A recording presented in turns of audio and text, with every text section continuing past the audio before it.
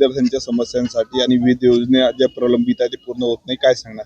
आज संपूर्ण जिल्ह्यामध्ये आदिवासी विकास विभागामार्फत पंडित दीनदयाल उपाध्याय स्वयं योजनेअंतर्गत त्यांना जो निर्वाह भत्ता मिळतो त्या विद्यार्थ्यांना तो या वर्षभरापासून मिळालेला नाही आहे। आता मार्च अखेरीस आम्ही काही अधिकाऱ्यांशी संपर्क साधला।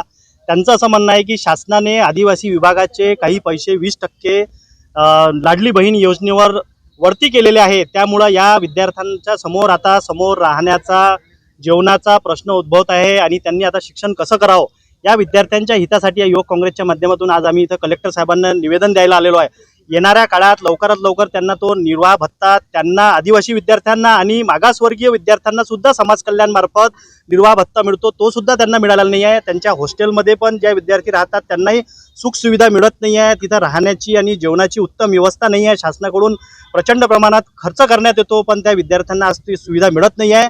येणाऱ्या काळात राज्य शासनाने त्वरित या विद्यार्थ्यांच्या हितासाठी या विद्यार्थ्यांना ते निर्वाह भत्ता देण्यात यावा, अन्यथा युवक काँग्रेसच्या तर्फे आम्ही विद्यार्थ्यांना सोबत घेऊन मोठ्या प्रमाणात आंदोलन करू, अमरावती जिल्हाभर आंदोलन करू।